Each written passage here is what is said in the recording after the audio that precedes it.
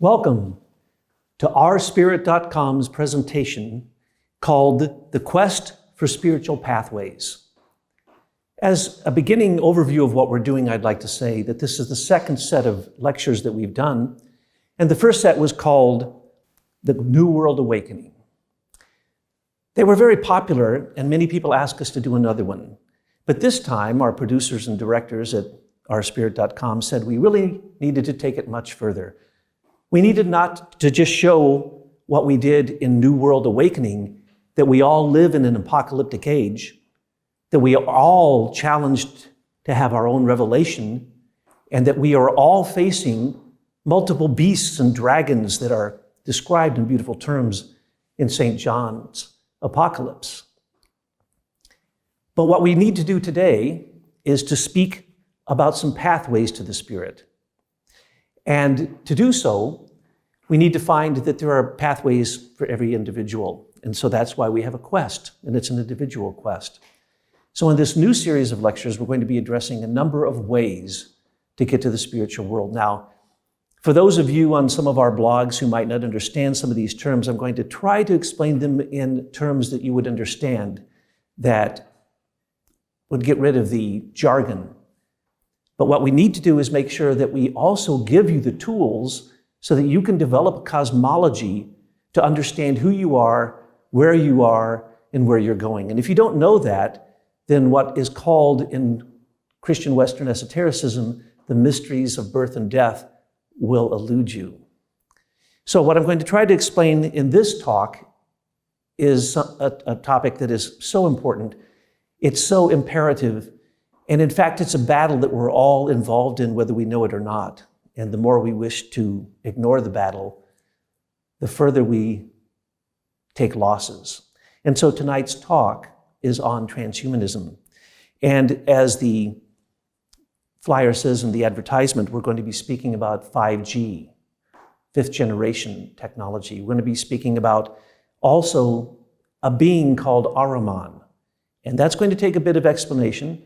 But if we cannot really reach further than science, secular humanism science, by the way, into the beingness behind things, then we will never understand their origin. We cannot understand what they're doing to us now, and there is no way that we can prepare for what is coming in the future.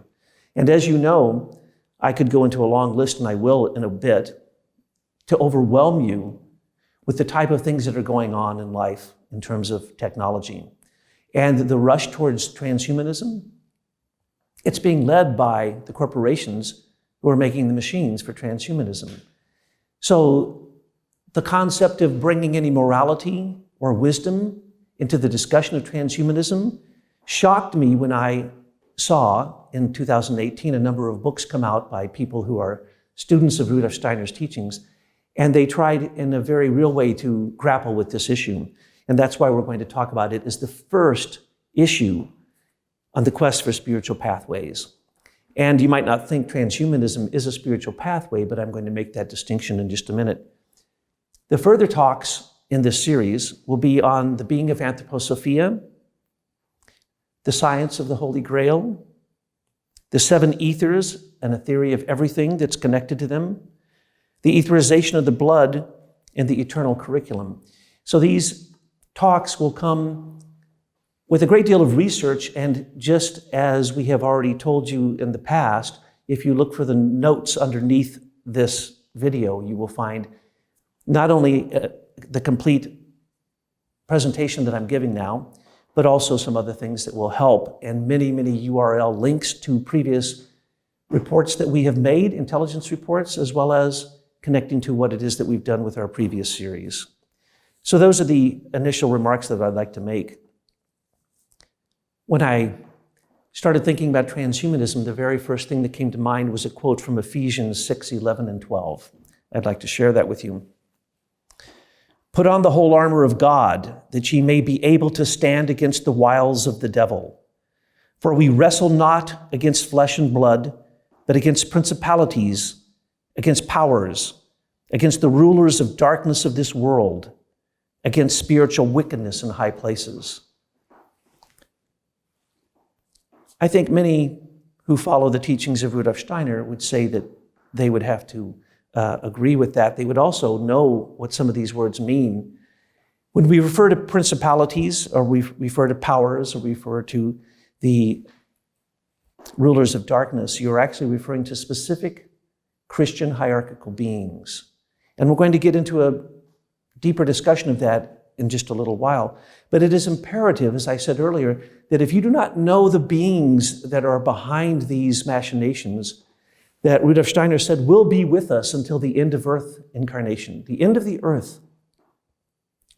From now till then, the number one question is, what will humans do with machines?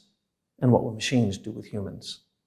And in my opinion, because I've named it such, and to point out the way that I feel about this, I believe this is a battle between human intelligence versus artificial intelligence. And I'd like to make the case that human intelligence should always be primary, and that unfortunately, there are beings who are good and beings who slow down in their evolution. Sometimes they even stop. Sometimes they even go backwards. And those beings are working now, not even in this realm that we would call the realm of nature, but in the realm of subnature, to really capture and allure people into a realm that we will also be discussing much further, called the eighth sphere, or what you could call another moon of the earth, where the unredeemed aspects that can't go on with progressive evolution will find a home in the future. And so what I'm about to say is terrifying, but so is our times. And Rudolf Steiner, in The Challenge of the Times, gives us ideas on how it is that we can work through these things. He also tells us that this battle is waged in three different ways. In the East, it's waged through something he calls eugenic occultism. When Rudolf Steiner refers to eugenic occultism, occultism means that which is hidden, but needs to come to light in the future. It doesn't mean anything negative or anything to do with magic or any such nonsense. So in the East, you have eugenic occultism. In Europe, in the middle, you have hygienic occultism, which can bring forth the forces of healing. And eugenics is, of course, very key to the mysteries of birth and death. And so the caste systems of the East, these are the systems that need to be rethought. These are the things that in our time must be taken up by people in the East. And if you look at what China has done with eugenics, you will know what Rudolf Steiner was talking about. In terms of hygienics, in terms of hygiene and bringing spiritual hygiene through the central European countries, what we have there is really the gift of Rudolf Steiner. We have many of his medicaments, we have all of his work in medicine, and we are told in a principal lecture that I would recommend to everyone, called The Work of the Angel in Man's Astral Body by Rudolf Steiner. It's one lecture. And in there, he points out that in our times, medicine is a key factor. And if we do not get a hold of medicine, we will actually have a medicine that literally is proud to tell us that they're going to make us ill and be proud of it. He gives us very clear explanation of what I went into a great deal in the first set of lectures in New World Awakening with the book of Revelations, and that you need to wake up, because the sleepiness that's going on is not only not going to help you be part of the progressive spirits, but it is actually going to make you move backwards very quickly. And so unconsciousness is not an excuse at this point. And so I would like to, first off, read a couple things to tell you how Rudolf Steiner would define the word mechanical occultism. And then I'd also like to describe why it is that we must, if we wish to understand transhumanism. And by the way, transhumanism, what are we transitioning into? Ask yourself the question. Angels or animals? It's as simple as that. Rudolf Steiner asks that question in the work I quoted, made reference to, the work of the angel in man's astral body. He asks that we should ask that question. Not only should we awaken, but we should also find the divinity in every human that we see. And if we do, and if there is freedom of religion, then we can, in fact, get a hold of communicating with our own angel. But to communicate with an angel, you would have to believe that there were such beings. you'd have to believe that there is a physical world, there is a spiritual world, and that there is a threshold between them that can be crossed. So I'd first off like to give you a quote of Rudolf Steiner, taken from the Challenge of the Time, about mechanical occultism and the fact that it is America's task to handle mechanical occultism, or as he calls it, materialistic occultism or material occultism. And it is our task with this to not only create machines that are more centered on human subtle vibrations, but that those machines, he predicts, will be able to reach out into the cosmos with the power that is created. And there's a great debate, and you'll probably hear this with my dear friend Andrew Linnell and others who miss tech and the training program that they have, debating what the third force is, because Rudolf Steiner says there are three sub-nature forces: electricity, electromagnetism, and the third force. He doesn't describe the third force in great deal, and so there's tremendous amount of debate about that. But if we can cross this threshold, if we can get the aid of the spiritual world, then we can combat mechanical occultism. And one could ask the question here in America, are we losing the battle? And it certainly in some cases seems like we are. And you could also ask the question, then is it appropriate to become Luddites, to become people who stand against technology? In the old days, we were proud that we didn't watch television or go to movies if we were Waldorf teachers or taught in a Waldorf school as I did. But we must face these challenges. But to face the challenges, we must also understand we don't face them alone. We have the help of those who have gone before us. And this room I'm speaking in, literally, I could say 100 of my dearest, most cherished, beloved teachers have taught me in this room. And so it was one of the reasons that we decided to come back here and in a sense recognize them and their help, and that anything that I would ever say is simply standing on the shoulders of these great ones who have helped me as my teacher. So in the Challenge of the Time, Rudolf Steiner says mechanical occultism will not only provide the possibility of dispensing with 9/10 of the work presently done by human hands, it will also make possible to paralyze every uprising of the dissatisfied masses of humanity. That should explain a lot to you. Mechanical occultism is also the propaganda that we see on the news. It's the political uniparty. It's the nonsense of globalism. It's all of these things that are rolled into one to make sure that we are happy consumers on our cyber digital devices, going after one of the three big things that the internet is used for. As I'm sure you know, sex, violence, and sports. The top three things. Pornography so outreaches every speck of commerce that is on the internet that there aren't even words that can give you a good ratio of that, or a percentage, or a fraction. So mechanical occultism, that is our task. And what I noticed in Paul Emberson's books, which there was a beautiful review by my friend Stephen Usher on Paul Emberson's books. I'd like to say the name of them in case anyone who of our subscribers wants to get these books. They're very hard to find. But if you look in the Rudolf Steiner archives, you'll find that Stephen Usher did a review of these books, and he called it Two Books by Paul Emberson, From Jean de Chapur to Silicon Valley. That is the name of one of the volumes, and the other one is volume 2 of that. And there's a third book by Emberson called Machines and the Human Spirit, the Golden Age of the Fifth Kingdom. Now, those three books, very hard to get, but there's descriptions here at the Rudolf Steiner archive in this review telling you how you can get those books. I had to look for them for quite a while, but when I'd found them, my friend Rick Knutson, who was there when the group in Seattle started working with this in a very real way when Paul was still alive, he is the one who told me about this, and so I looked and looked for quite a long time. Finally got the books, and when I read them, I said, oh my, I see why there's such controversy in what is called the Anthroposophical Society, or that would be the people who have joined a society supporting the work of Rudolf Steiner. Rudolf Steiner called his work anthroposophy. And so these anthroposophists really got worked up, I would say. And I talked with quite a few of them at length. A number of them I've had interviews on the phone. We've even done videos with some of them.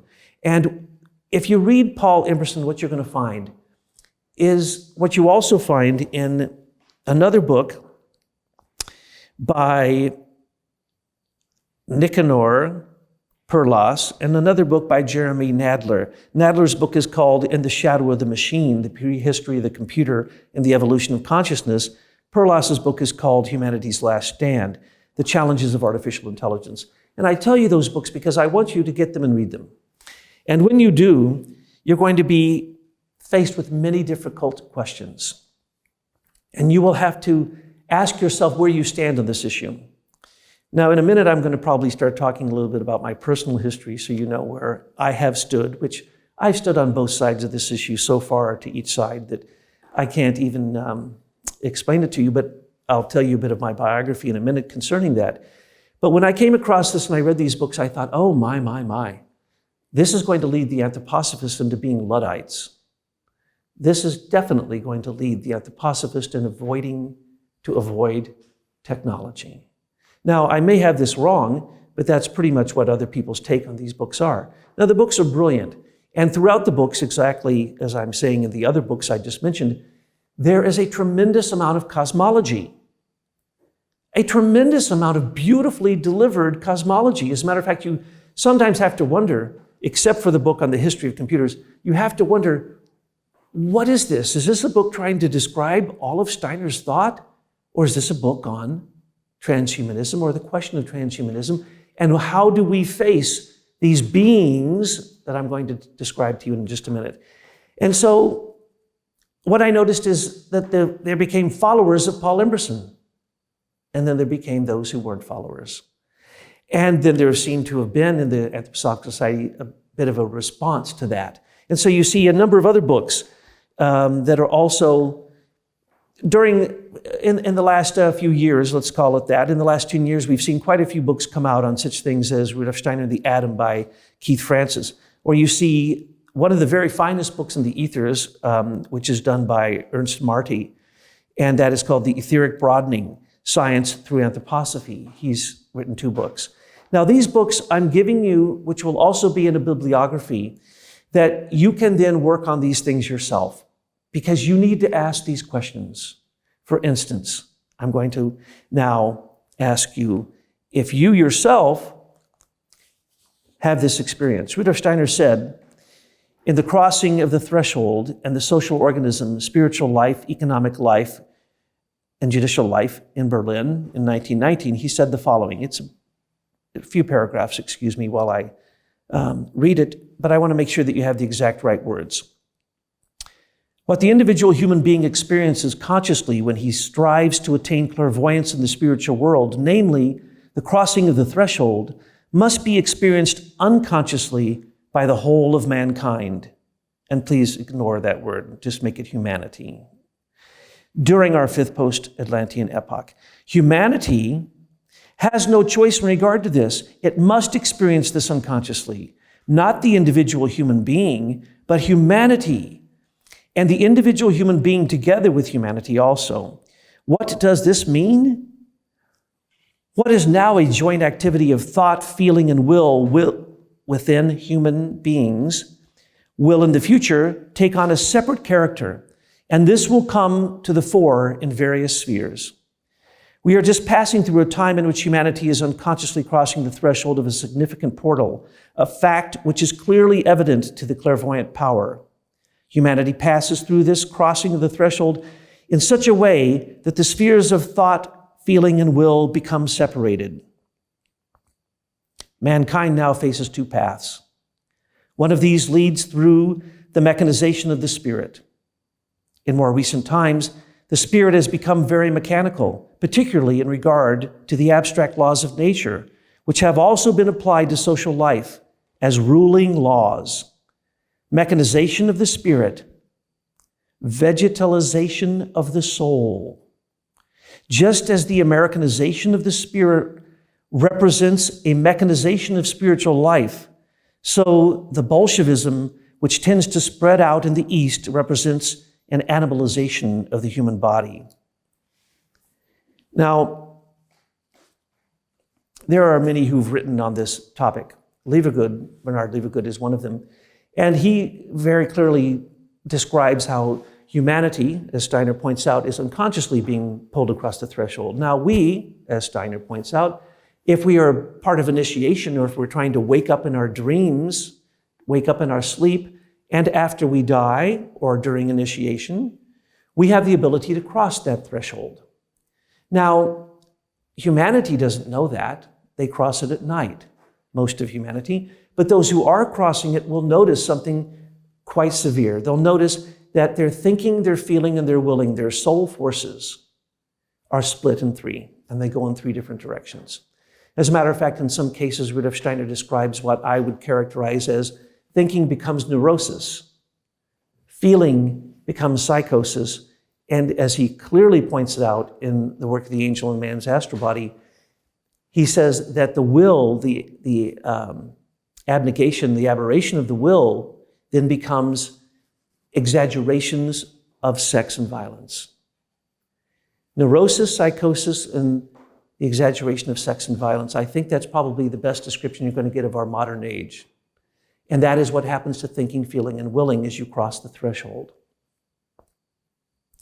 Now, if you happen to be spiritually developed and you cross the threshold, then you can keep those three together, and your I, your ego, can hold them together even while you're in the spiritual world. And if you have moral force, because you've done moral good deeds as you are in the spiritual world, then when you wake up in the morning, you might actually receive a message from the spiritual world, from your guardian angel, from your folk spirit of your nation called the archangel, or from the spirit of the times who we call the archangel Michael, who is really serving as the time spirit now, which is in the realm of the archai.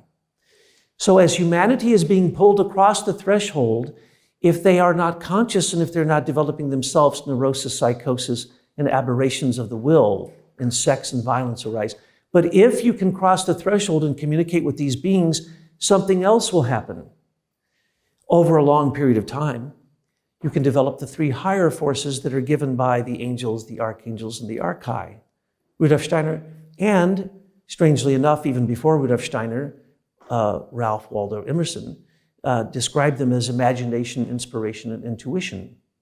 As a matter of fact, I'm going to come back to this in a minute, but the very being of materialism, before Rudolf Steiner ever used the name Ahriman, was used by Emerson profusely. He called it the being of a sclerotic death, the skeleton that was chasing him.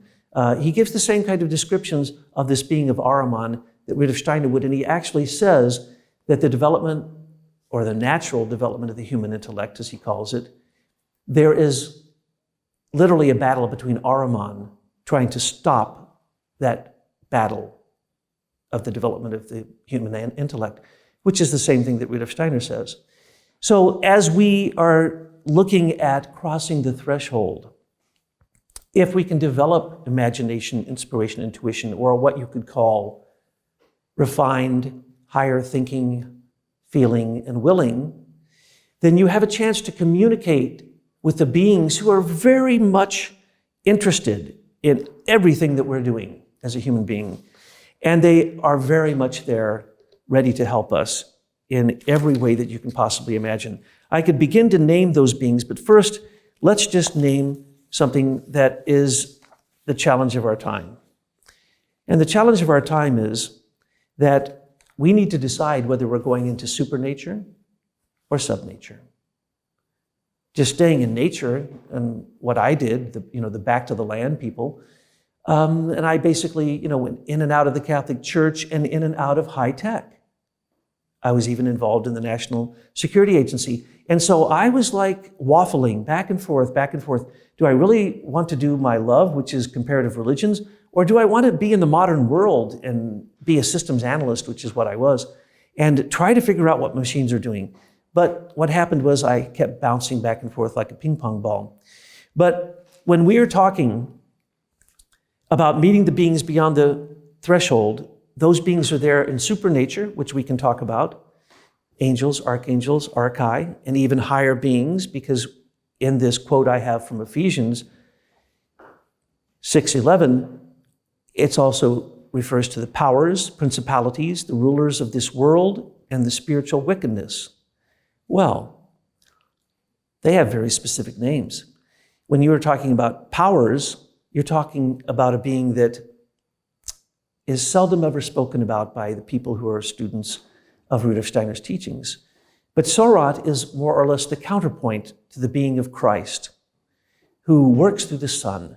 And so Sorat, this being who has yet to incarnate on the earth as a human being, is in fact the demon of the sun. And that is the being that is described in Revelation as rising up out of the sea, having 7 heads and 10 horns. And that's different than the dragon that wishes to consume the child born by the lady who has the moon beneath her feet and the sun behind her and the stars around her head. And really, the book of Revelation is a tremendous victory. It is triumph of the Spirit. You can't get a better story than that. But if we get caught up in the bowls of wrath, if we get caught up in the sounding of the trumpets, if we get caught up in the riders of death and all of these horrible things that we have to face, we then realize those are the very same beings that we face when we cross the threshold.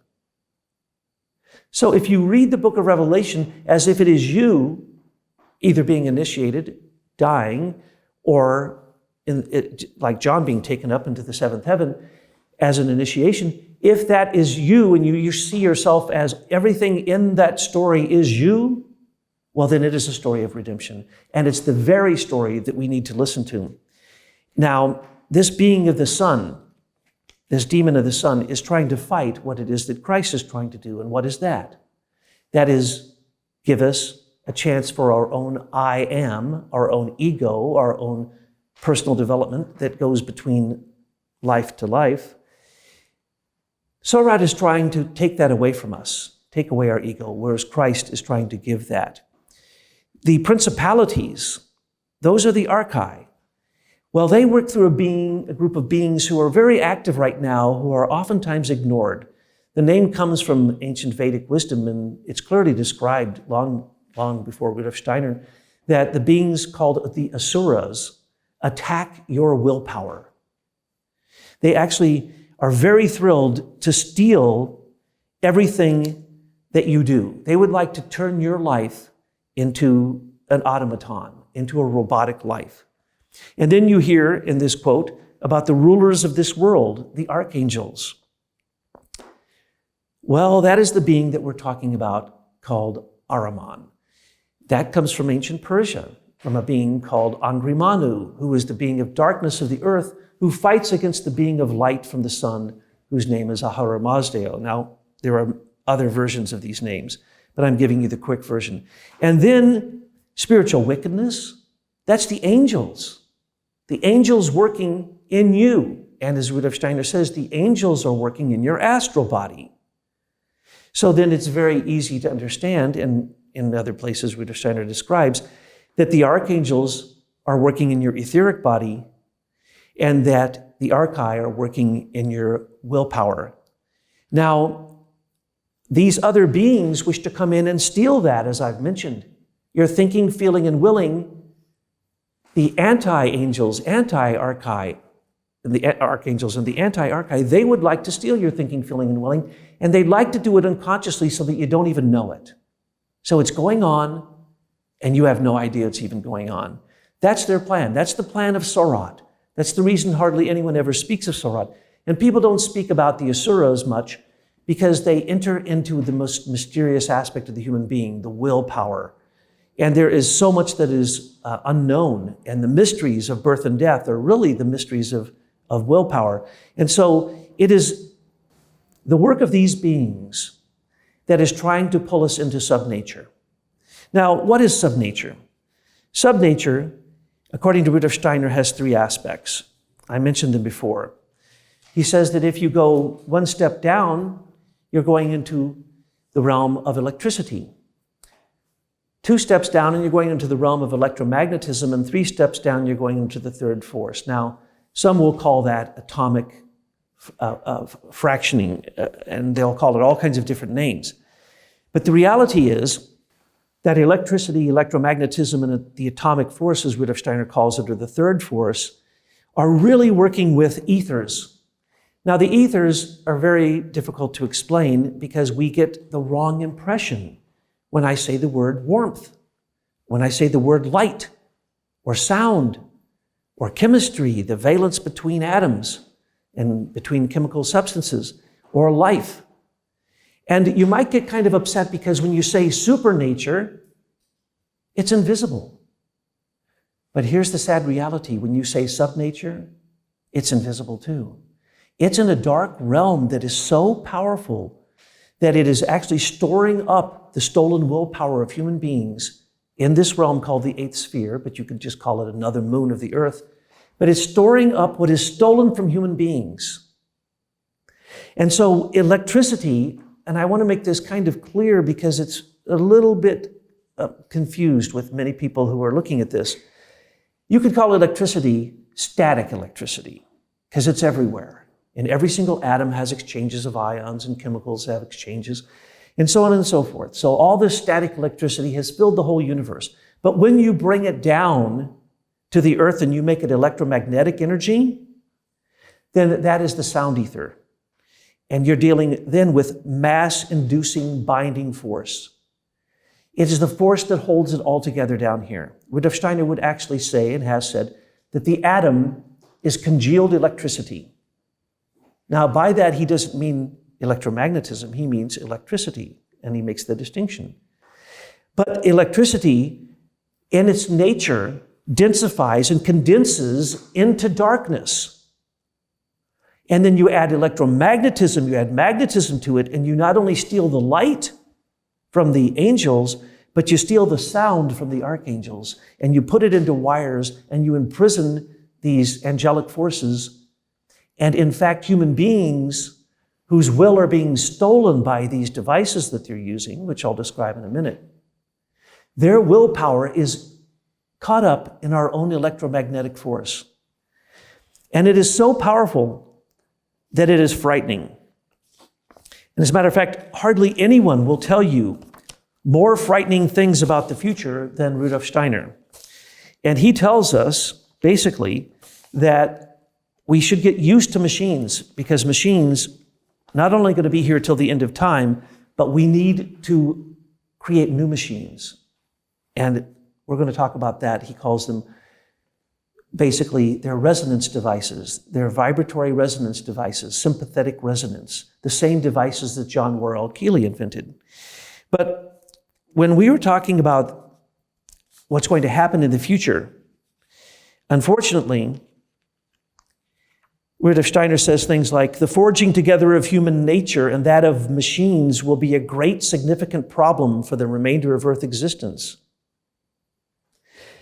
And then he also warns us that these machines are run by Ahriman. And Ahriman, another name, is materialism. And materialism, Rudolf Steiner said, really became a philosophy and became very formed in the 1700s in Britain. And this materialism is basically teaching one thing, humanism, or what is called in America secular humanism, which it used to be that if you didn't put down your religious preference, they said you were a secular humanist. In other words, you believe in the human being and you believe in science. That's not a religion. But what it really did is the opposite. Humanism made sure that the human being was taken out of the equation altogether. And it was literally made church law in the 9th century when they said this human being is made up of soul with a tiny bit of spirit, and they barely gave any credence to that. But of course, Rudolf Steiner says that we are threefold beings in many ways. And the one that I want to talk about today is that we are a being who has their I am, their ego, in their heart. And this is critical to understand because above that is where you ascend. This is where you will find supernature in your own body. And below that, you will find subnature. Rudolf Steiner characterizes it by saying, and in the book of Revelation, it calls the Lion of Judah, the lamb that has been wounded, the only being who can face off these demons, the dragon, the demon, and the beast that rises up out of the sea, is this Lion of Judah, this slain lamb. And what does it say the slain lamb has? 7 eyes, or 7 wounds that have become 7 eyes that have become 7 horns. That's the astral, etheric, and physical body. And so the Lion of Judah, of course, is Christ, according to the book of Revelation.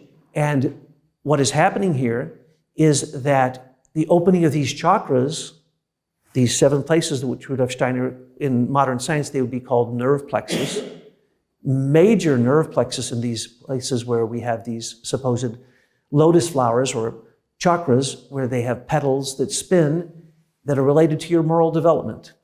Well, Rudolf Steiner says that below the heart, you were supposed to have worked on that in the past. That's the past. And above the heart's the future. And in fact, you can find subnature below the heart. For the people who want to turn to their cell phone and not to other people, they're actually damaging the chakra just below the heart. For the people who want to use their cell phone as a way to believe that they're intelligent, and also to contact everyone that you know, and also to run your Internet of Things, to run your life, to be the machines that provide basically a slave labor force for you that in many cases we are not thankful for, we are not grateful for, and we do not understand. But when we are using those forces, they are literally the sub-forces, the lower chakras. But when we're using the higher chakras, that is what Rudolf Steiner calls imagination, inspiration, and intuition. In other words, going into the realm of our future when we will become angels, archangels, and archai. And that is what I believe humans are transitioning into. So a transhuman is not transitioning into a divineless human that has no reference to life before death or life after death. That's what secular humanism is trying to teach us. That's what transhumanism is trying to teach us, but even worse. So humanism takes the divine out of the equation completely. It also keeps you asleep, and it also takes away your freedom. Now, how does it do this? Well, Rudolf Steiner said that at a certain point, and he speaks of our age, that the earth would become completely surrounded by electromagnetic forces that are in fact a spider web. And on this spider web, he describes, gray human thought would exist. Not human thought, but gray human cold thought. And so when we look to the internet, we see that people are cold. We see that they argue with people on Facebook. We see that they feel free to say whatever they want. We see that their mind has become numb because they no longer go to a book to look things up. They no longer read. They simply do a Google search and then believe that whatever they see is the truth. In other words, wisdom has been transplanted by what looks to be omniscience. Because any student in your class, you can say something as a professor, they can get out their phone and say, no, you're incorrect. Last month that was all changed, and everything you know about that is now false. Happens all the time. So what is it that that phone does? It makes you think you're omniscient. Well, that, of course, is completely ridiculous. What the phone really is something that hardly anyone thinks about. First off, it is millions and millions of hours of human beings using human intelligence to create software and machinery that is advanced to the point that this little device is as powerful as the computers that I worked on when I was in the National Security Agency in 1972. This is much more powerful than the largest computer in the world at that time. And it has more capacities with the apps that are on it. And people are sick because of this. So when I say this, I'm talking about smartphones, iPads, computers, anything digital, the Internet of Things, anything digital. And I'm also going to have to include that materialism was really founded by Arbor when printing came into existence. Because in the old days, when you read something, you had to read it out loud. And if anybody heard something incorrect, they would correct you. You weren't allowed to have private thoughts, and you weren't allowed to read to yourself. The Hammurabi Code was written on stone, and you'd have to read it out loud. If you read it to yourself, the offense was death. You were not allowed to read to yourself. So printing, because most of the internet is based upon words, it takes words and uses them in a way that we have only seen, for instance, with Goethe. Goethe wrote The Sorrows of Young Werther. And what happened? It was one of the first novels ever written in Europe. Dozens of people jumped out the window afterwards and killed themselves. Words, novels, telling biographies, telling things that are close to the human being can be so powerful that you cannot actually put a measure upon that. So we have to include printing. And when we are looking at that phone and we're reading, it has more on it than all the libraries in the world. It has practically any book you want, you can find, unless it's an anthroposophic book, for free online, okay? The Library of Congress is nothing compared to what I carry in my pocket. I'm omniscient. What is that? That's the pride of Lucifer. It's the fall of Lucifer. And when we're talking about electromagnetism, that's the fall of angels into electromagnetic devices. So right here we have the cold light of Lucifer fallen into matter to try to capture human thinking with the prideful thought, the hubris to think that the human being deserves this, or that the human being deserves being able to look up all knowledge and have it in the palm of their hand. They don't. No one does. And to get to that, there's not a human on the face of the earth that can understand the software and the mechanical works of this smartphone. No human. There's no human who understands the programming. And let me give you an example. When microchips were created, I don't know if you understand the process, but integrated circuits and microchips were created out of amorphous silicon. Silicon is what gives everything in nature the ability to have levity, to rise up. We only stand because of silica, and then later replaced by calcium in our body. And so silica and other substances with metals were laid into patterns. Now these patterns were bigger than a school gymnasium, bigger than the largest hangar in the airport. That's how big the original microchip is. And there's many layers. And the more that they put in the computer, the more layers there are. Layer after layer after layer after layer. Each one of them has to have a picture taken of it. And then the patterns, which are the old patterns that when I was in the NSA, we used to have to use wires. We'd have to hook up this register to that register. And if it added up and it came up with another number, then I would have to say, and I go from this with that total to here. And I had to plug it in, right? Well, no more. That is on the chip. And on that chip are more connections and more patterns than any human can comprehend with their mind. So here we are using a smartphone. We don't deserve it. We're prideful. We live by it. We let it control our thinking. And we think we're so smart that we can look up anything on the internet. I don't even need to remember anything anymore. I can just simply look it up. And I can look it up very quickly. And it's a free service, by the way. Isn't that marvelous? That is Lucifer. And what does Lucifer wish to do? Lucifer wishes to make you prideful, have cold light, non-effulgent, cold light, which draws you down into the darkness of the earth and keeps you away from being a human being that knows that they're divine, and keeps you away from the mission of America, which is cosmology, but not any cosmology.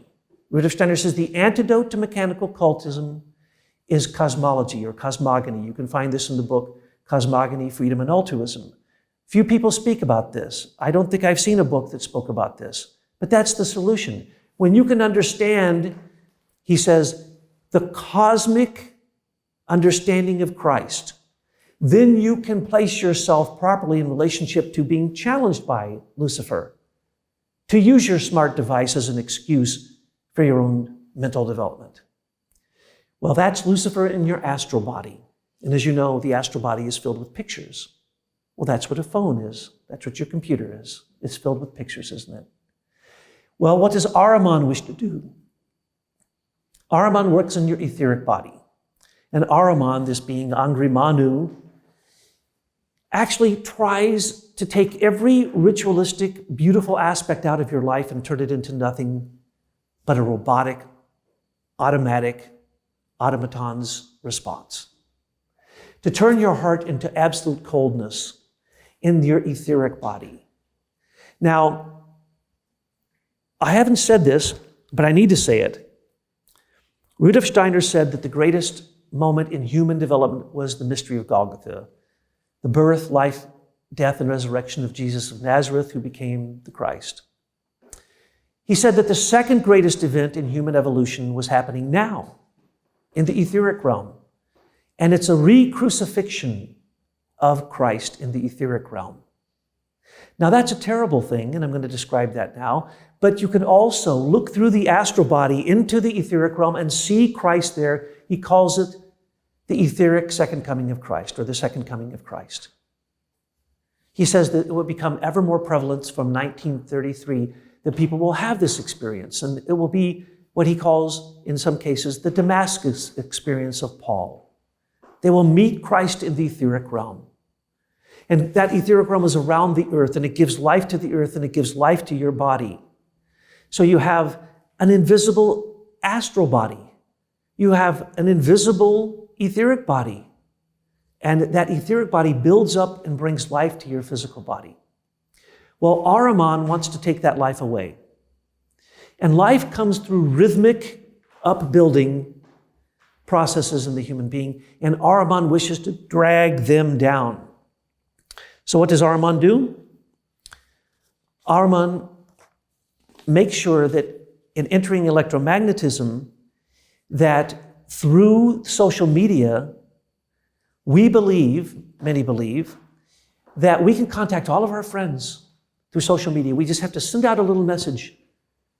I can contact literally 50,000 people tonight with one message at 1 second. And if I'm foolish, I will believe those are all my friends and they matter. I will believe that is my public. I will believe that I'm really making human contact, but you are not. If you don't know those people, and it's a tremendous convenience, isn't it, if you know them. But if you don't know them, you never really met them. You don't know them as a human being. And if they came into your life, you may have a completely opposite opinion. But it satisfies the Ahrimanic desire in your heart to be social. And so you see these pictures everywhere. And you can see it anywhere in your life. Walk in to a room full of young people. Not a one of them is speaking to each other. They are all on their phones. And in some cases, you'll see two laugh at the same time. That's because they're speaking to each other through Snapchat in the same room, but they don't speak to each other. And this leads to all kinds of illnesses in the social realm.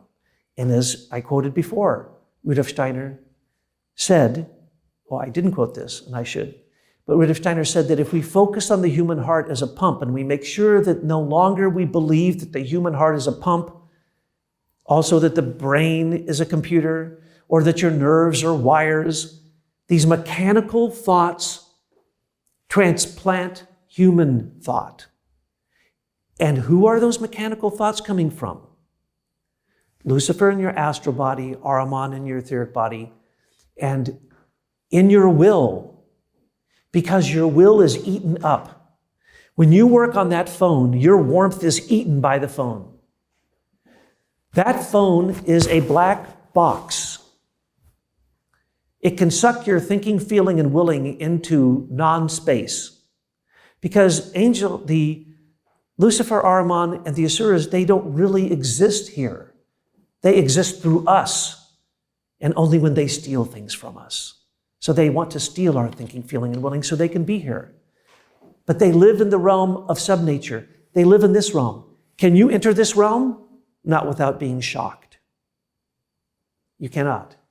And matter of fact, I didn't finish the thought that warmth, light, electricity, electrostatic energy, water, life, chemistry, they're all invisible.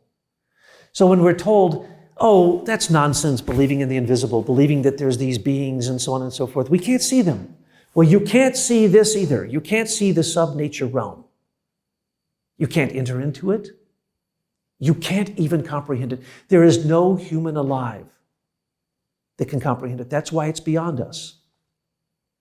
That's why Lucifer works in the realm of the astral body with the angels, but he's working in a different time sequence, we could call it. Rudolf Steiner said, there's no such thing as evil. Evil is there for a time period, and evil is there to test good. And if you don't test good, it is not good, and it does not become stronger. So when we're talking about these evil beings, yes, they have evil intent, because the intent is the battle in you, in your thinking, feeling, and willing. It's also in your bloodstream.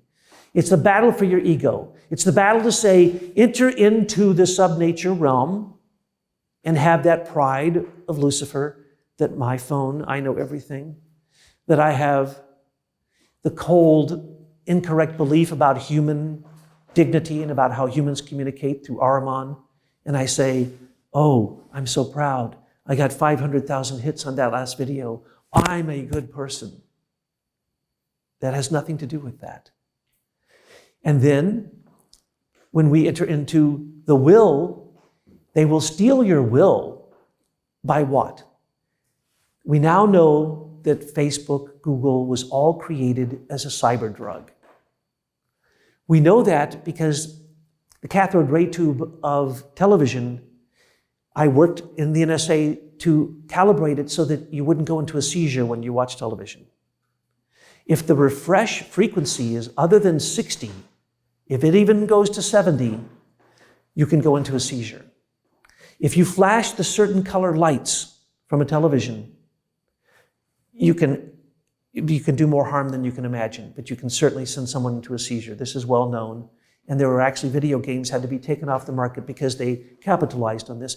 If you stand outside of a room in the old days, when you had a cathode ray tube, and people were watching television, I used to do this. I'd walk in, I'd wait for the commercial, I'd clap my hands 3 times, and I'd say, I'll give $100 to anyone who can tell me what you're watching on television. I never had to pay out that $100 bill.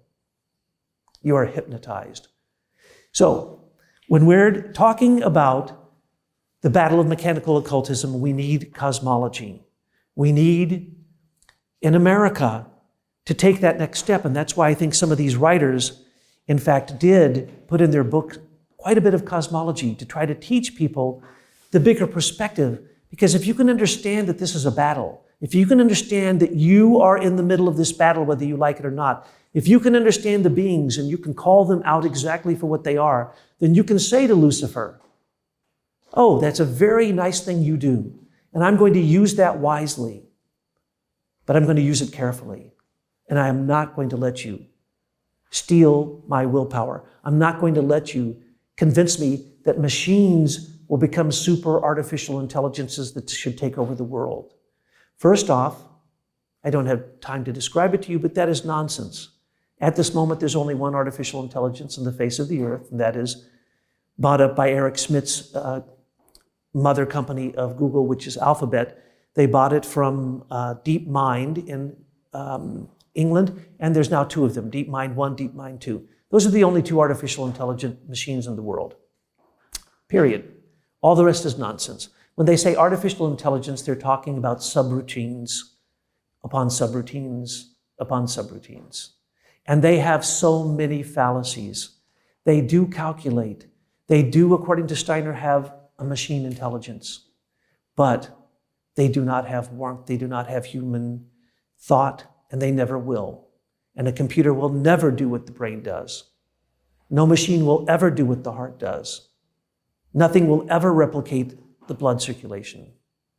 These things are sacrosanct, and we need to bring this back and look at the human being. And when we look at the human being and put the human being first, then we find out that Lucifer, Ahriman, and the Asuras have no power over us if we understand their nature, if we understand how they work, and if we understand what we can do to make sure that we can antidote these things.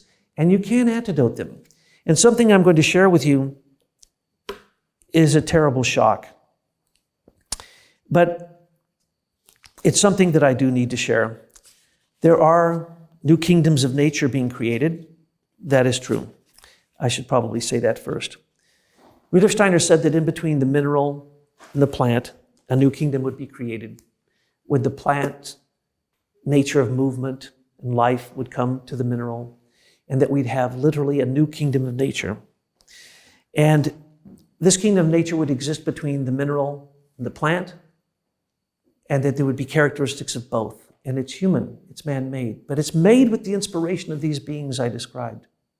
And then there'll be another kingdom, and this is seldom ever talked about. There'll be a kingdom in between the plant and the animal. And we already see that. The kingdom that I described first is the kingdom of electromagnetism and computers. The second kingdom is the kingdom where all of a sudden these cyber virtual realities start to move. Because that's what happens when you crossbreed a plant and an animal. It gets a bit of astralness to it, and it starts to move. Well, we already have the Atlas Warrior, bulletproof. It's already been deployed. It's already being used. And it travels with a horse, which can pick up a human being and carry them out the battlefield, supposedly. It can also run through a brick wall. You can shoot bullets at them. Nothing can stop the Atlas Warrior. And it also travels with a dog. And this dog is more powerful than any human being, can leap, it can do amazing things. So we already have that kingdom of robots. And that exists between the realm of the plant and the animal. The problem is the following, and Rudolf Steiner discusses this in a number of places. He says the problem is that there will also be another kingdom between the animal and the human. And that kingdom will be what we know as clones, cyborgs, transhumans, enhanced human beings, wetworks, neural networks put in people, implants. Just today, I forget, one of the major companies said they're going to put a strap on your hand and wirelessly you can talk to your computer and you can do searches on the internet and you will no longer have to use a keyboard. These inventions are happening, good and ill, every day. My friend Rick told me about nanobox. A nanobox is the new battery. It will make all other things obsolete. There are new forms of energy that literally you can run an engine for a month off of a glass of water. These things are already made. So when we're talking about technology, we have to remember that the third force is not atomic destruction. Rudolf Steiner said that once you received and understood what John Worrell Keeley did with vibrations in his machines through sympathetic resonance, that we would be able to use the morality in our own etheric body, in other words, defeat Ahriman, and make machines that respond to our subtlest etheric vibrations, and that those machines would, in fact, replace all other machines. And this is the good news that I have to tell you, that Rudolf Steiner point blank said that all of these things will pass. Now, that's good news for us Luddite people who would like to see all the technology go anyway. But that's not the solution. The solution is we have to go to the new machines. So we have to have inventors who use their laboratory as an altar of the spirit, Rudolf Steiner says, who develops the new machines that then lead us into a new age, a new morality. And this is shocking. And there's only one passage I know that can help us understand this. And then I'll read another passage, which I'm sure will scare us all. Matter of fact, every single time I read this passage to an anthroposophist, they tell me, I need to see the page you got that from, and I need to read that book. And then they read it 2 and 3 and 4 times, and they say, I don't believe this. I've read this before. I believed he was speaking metaphorically. It is obvious he is not speaking metaphorically at all, that he is speaking of the pure reality of the way that we evolve through quantum leaps. Now, these quantum leaps have happened in the past. And these quantum leaps are scary. We call them Noah's Ark. We call it Manu and the Holy Rishis. We call it all kinds of things. But the answer is the following, according to Rudolf Steiner. And I was so happy that I found this recently in the Schiller Files, another book I have in the bibliography. Rudolf Steiner says, from GA 173, in the comparatively near future, this much admired modern technology will reach a final stage where it will, in a certain way, make itself obsolete. On the other hand, something will arise which will lead to man's acquiring the possibility of using the delicate vibrations, the delicate oscillations in his etheric body to set machines in operation. There it is. How many of us kind of hoped that somebody else would do something and make this problem go away? Well, here's the deal. It's amazing to realize that people don't understand that everything is related to the sun.